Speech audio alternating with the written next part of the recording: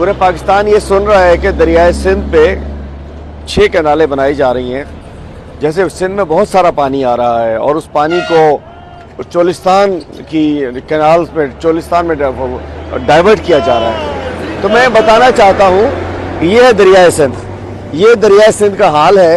ये कोटरी हैदराबाद के मकाम पे ये दरियाए सिंध है, खुश्क है, सूखा हुआ है।